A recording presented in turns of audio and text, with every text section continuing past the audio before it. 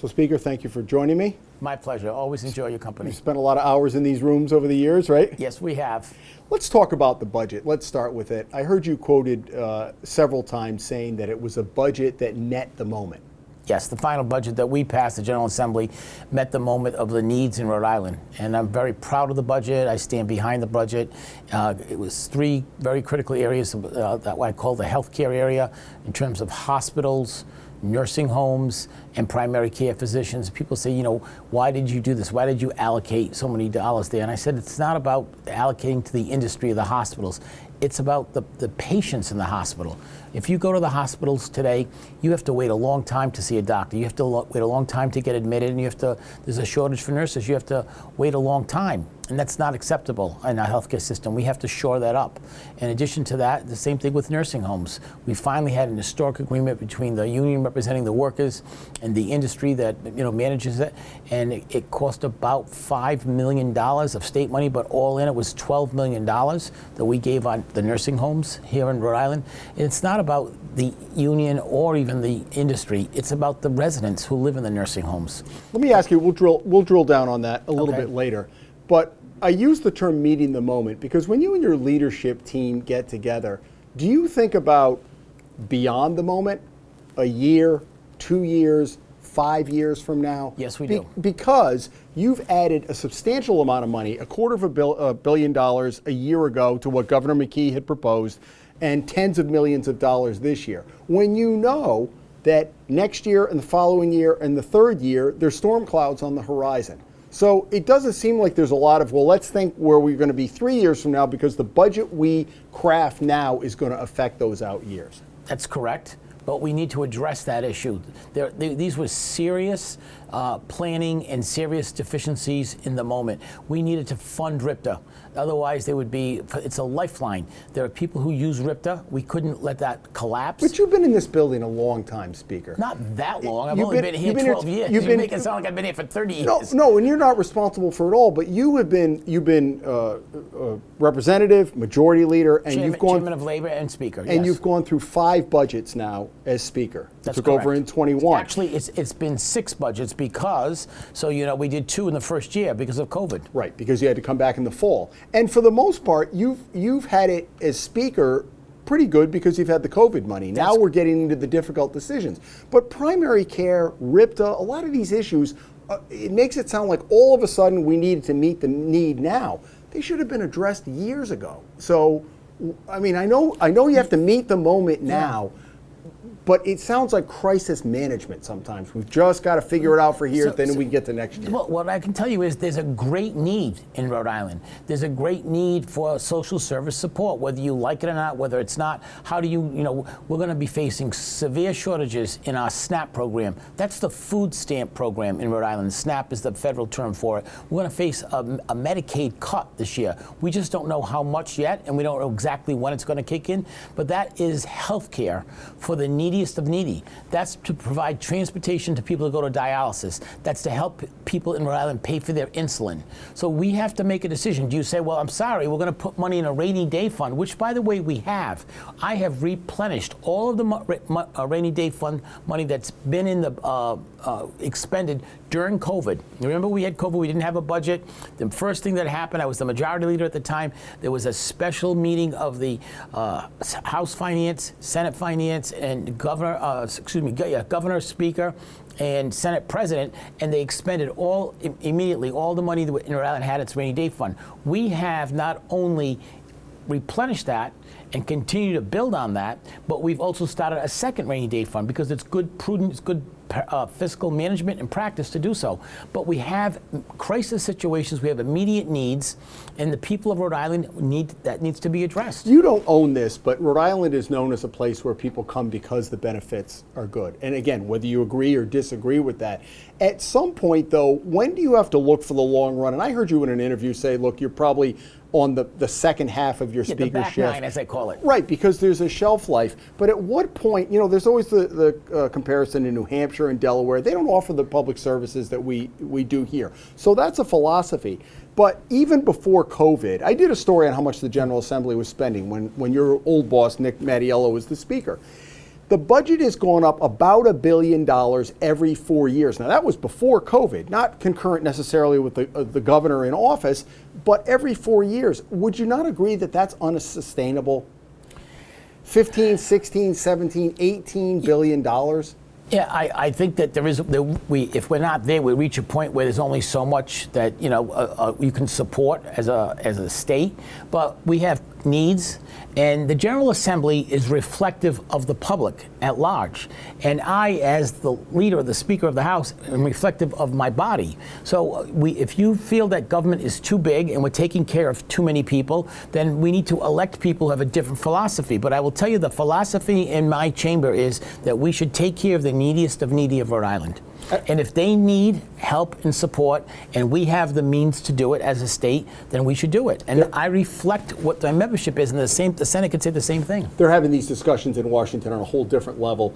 Cuts, as you've pointed out many times, we have to balance our budget. Washington doesn't. It's much different. We don't have, they deficit spend to the turn of billions, if not trillions of dollars. We don't. Every year we pass a balanced budget.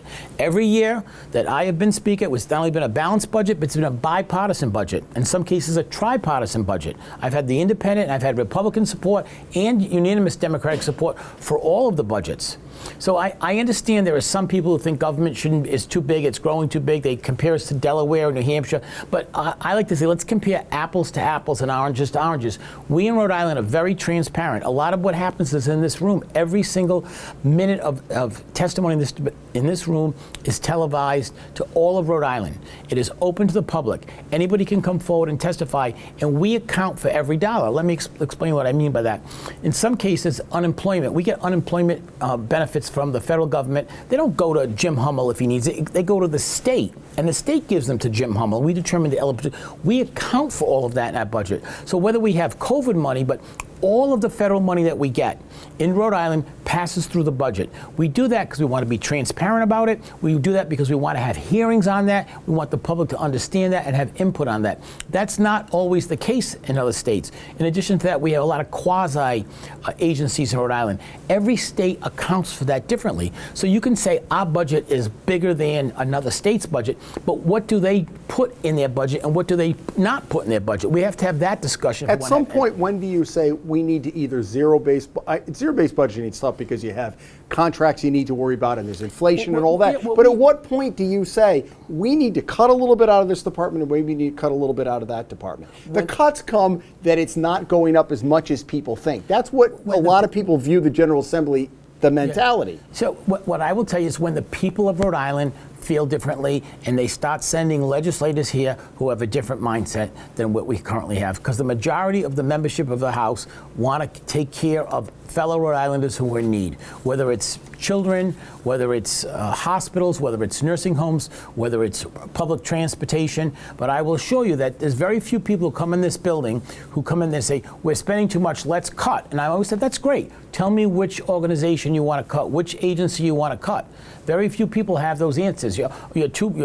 This is we're spending too much money in this area. Okay, which program do you want to cut? Who do you want to lay off? Which program you want to start? And every one of them provides a needed service and a benefit.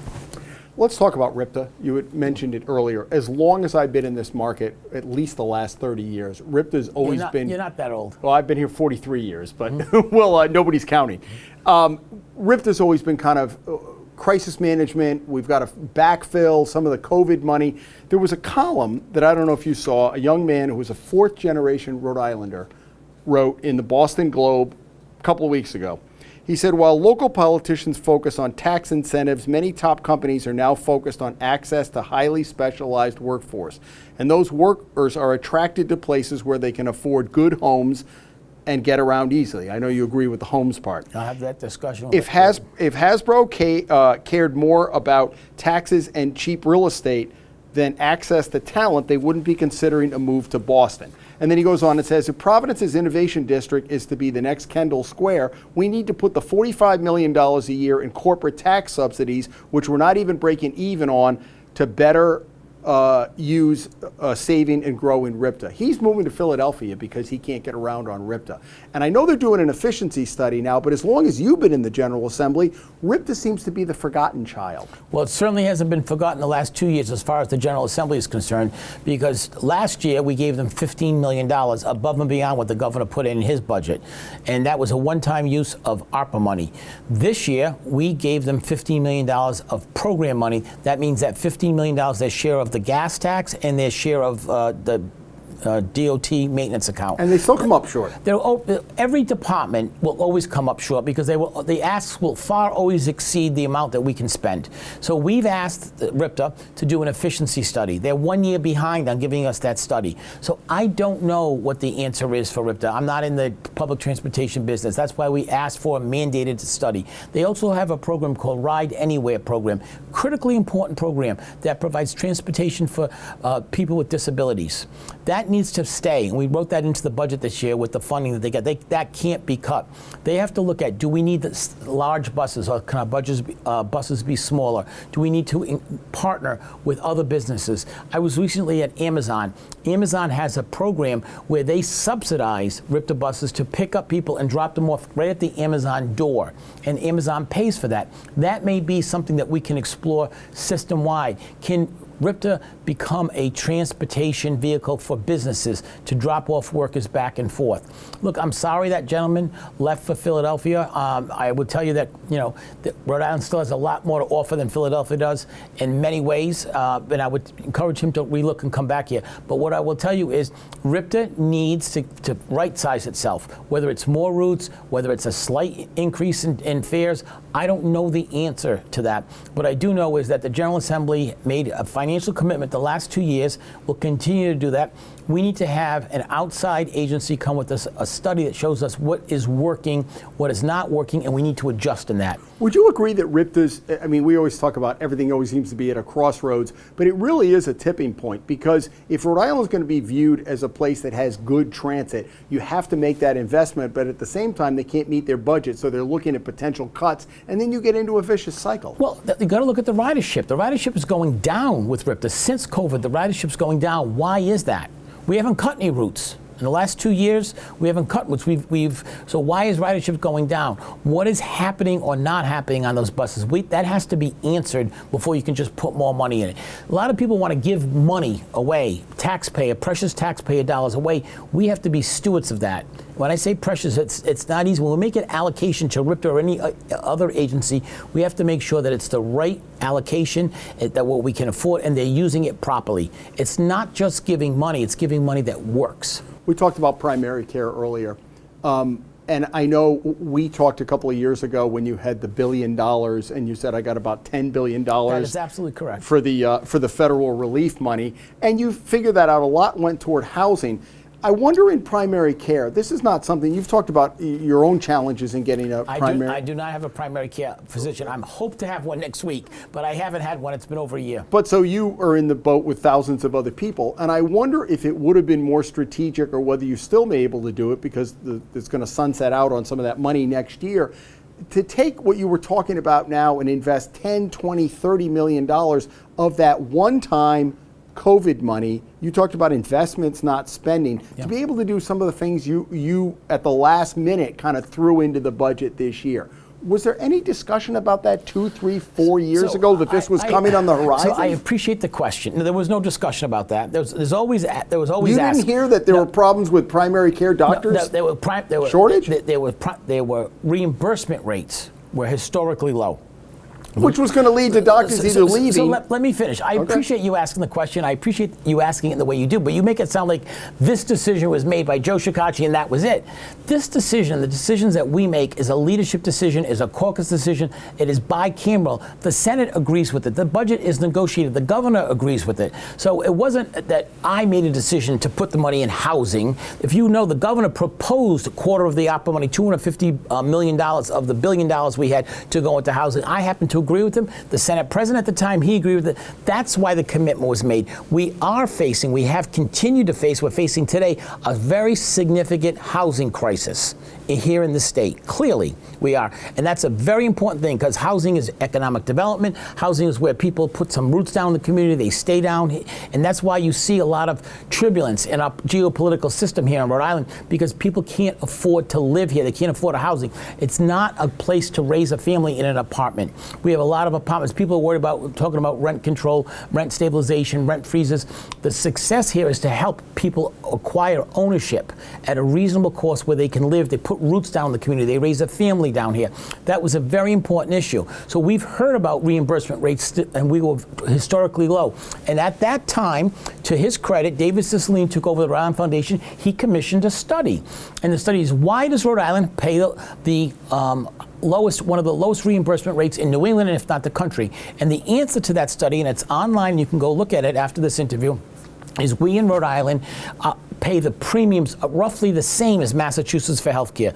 What Jim Hummel pays for his family is almost the same whether you live in Rhode Island or Massachusetts. So if they're the same, why are the reimbursement rates so low and much higher in Massachusetts? Is because in Rhode Island, because of mandates primarily in general, but because of the General Assembly, we cover a lot of other procedures, a lot of regular procedures, a lot of procedures that are not covered in Massachusetts are covered in Rhode Island. And that premium that you pay is only so much premium dollar available for reimbursement rates. So when you start increasing what has to be covered and how you have to cover it, whether it's drugs, whether it's EpiPens, we can go on, whether it's procedures, whether it's office visits, and you cover them, that money is got to come from somewhere. It comes out of that premium dollar, and the person who's left behind is the reimbursement rates. Now, to their credit, Blue Cross unilaterally this year got rid of pre-authorization and made it a lot easier to get to the specialist. Exactly. And we in the General Assembly passed a 3-year program that eliminated pre-authorization altogether, with the exception of drugs. As you probably know, Rhode Island was one of the most progressive in the country, one of the first to cover IVF. Yes. I mean, going back 30, 35 years. So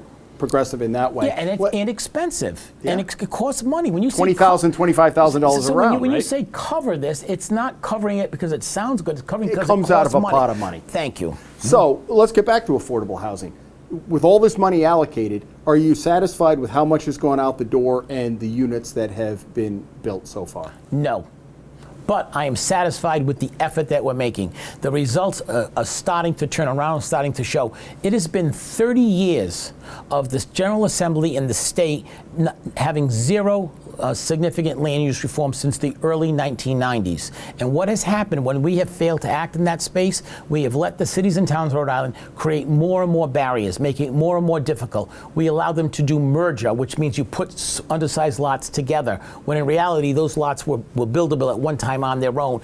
We've done a lot of things on a local level. There are all kinds of review boards, all kinds of districts, all kinds of overlay districts. We have some communities that have more stricter DEM regulations than DEM has.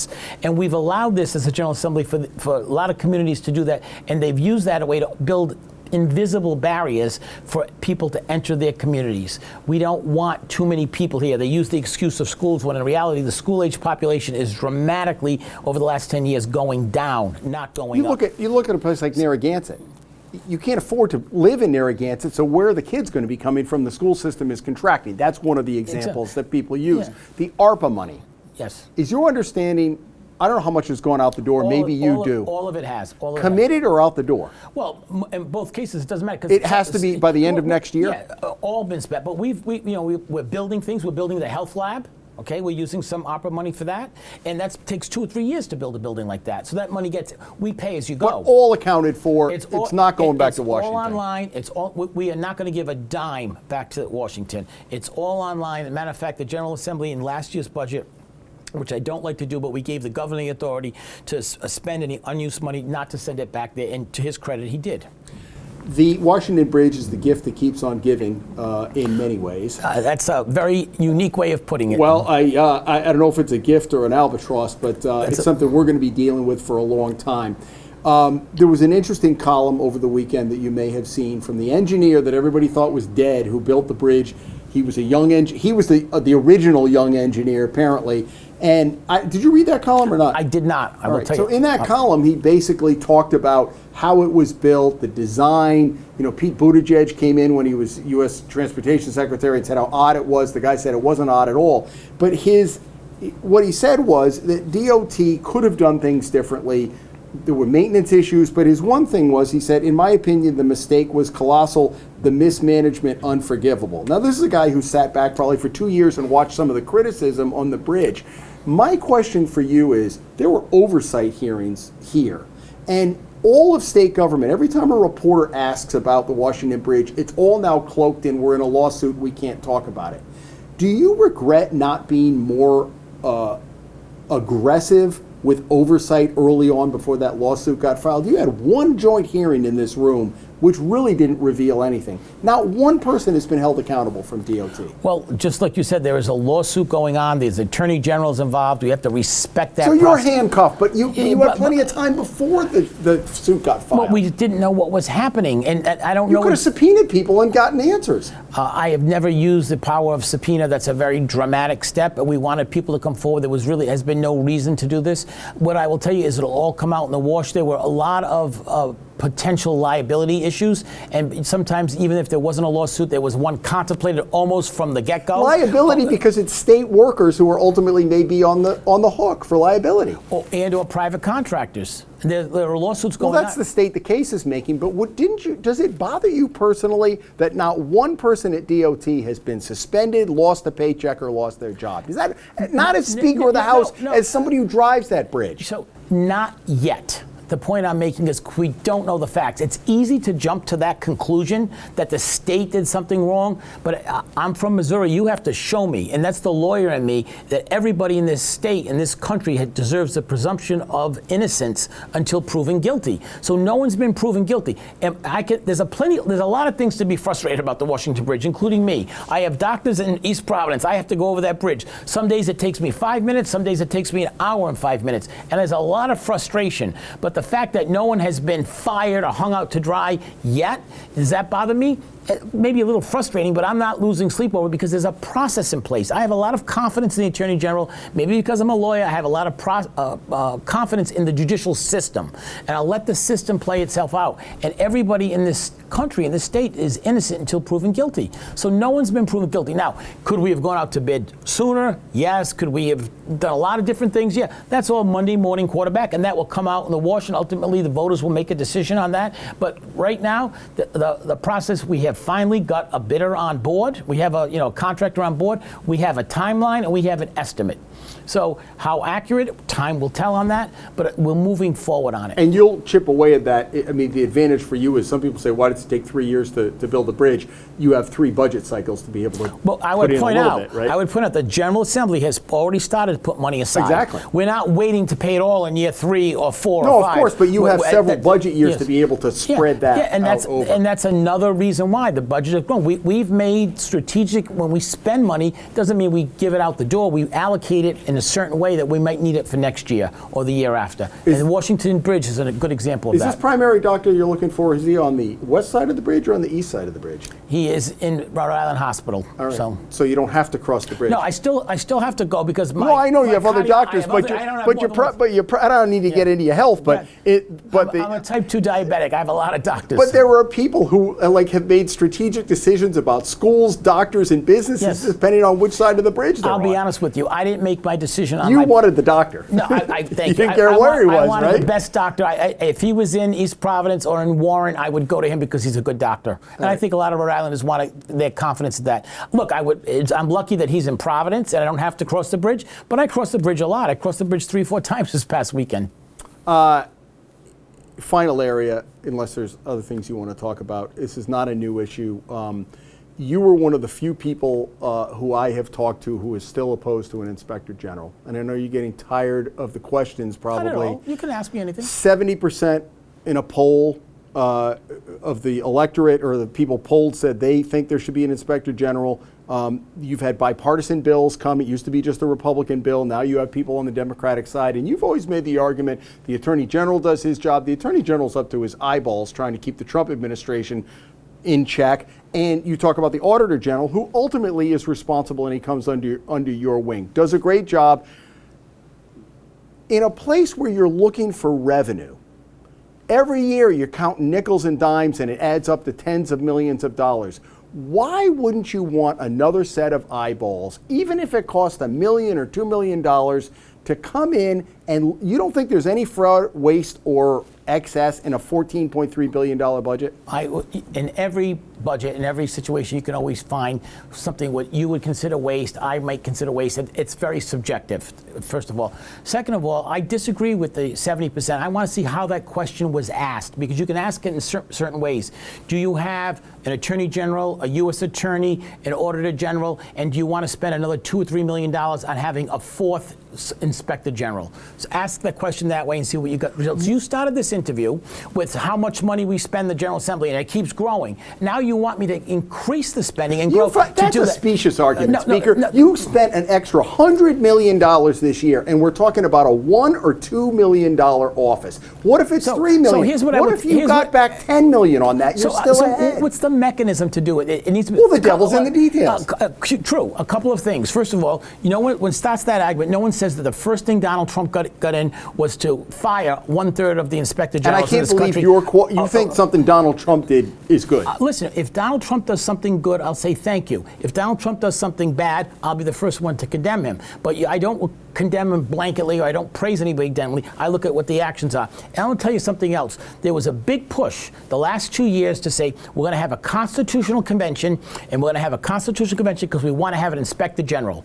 I encouraged that. I promoted that on the House floor when during the budget debate, when the Republicans were putting in their amendments on that. I said we're going to have an election. There's going to be a constitutional convention. That would be the perfect opportunity to convert or include the lieutenant governor's office and their budget of over $1 million into a lieutenant governor slash inspector general, if that's what the people wanted.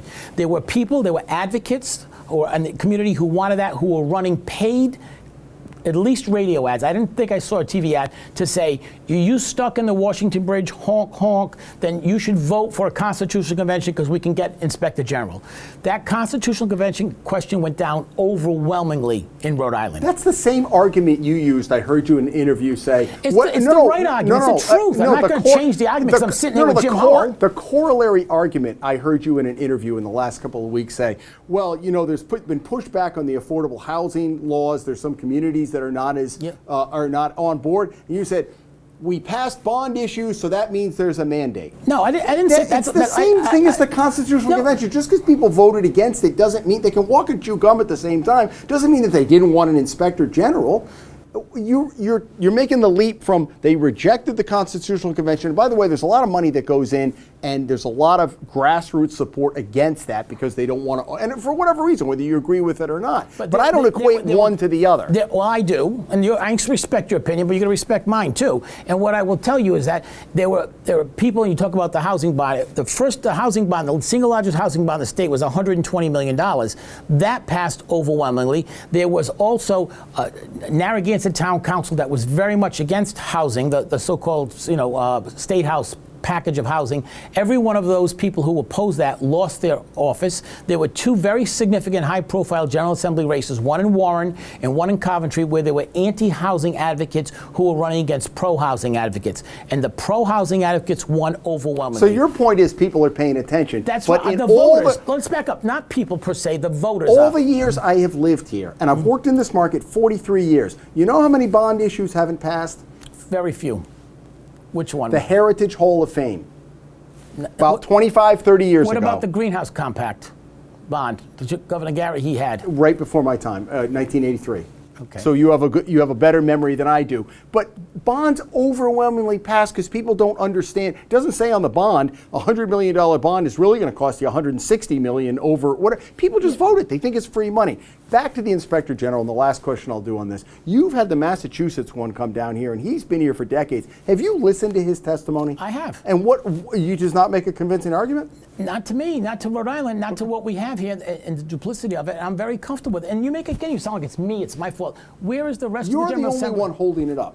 I disagree with that. You decide on that bill. Who decided not to bring that bill to the floor? The committee. Did you meet with the committee chairman and have a conversation about it? I meet with every single committee chairman. And what did the chairman tell you? It wasn't on his priority list of which is the most important bills to pass this year. I said, tell me what do you want to pass? I do this with every single chairman. And it's a two-step process. The majority leader meets with the chairman first, and then we also have a priority list that members bring to us. I can't remember anybody bringing that as a priority as an inspector general. I can't remember any chairman and any committee bringing it since I've been speaker in 4 years. I have one final question, and I don't mean to dwell on it because you've talked about it in other interviews. If you decide to run for governor, how late can you push that decision? At some point, when do you need to say yes or no? I don't know the answer to that question. And I first of all, I enjoy the job I'm doing. And second of all, honestly, the people of Rhode Island don't care about the election 18 months from now and who's going to be there. People of Rhode Island care today about riding a RIPTA bus, making sure that their loved ones are taken care of in a hospital, getting a doctor, taking care of their elderly relatives who are in nursing homes, and making sure that they get good quality care in the hospitals. That's what the people of Rhode Island care about. As Speaker of the House, it's my job to be the best speaker I can be to meet those needs, and that's what I'm planning on doing. The politics will worry about itself down the road. All right. Thank you. My pleasure. Appreciate your time. Thank you.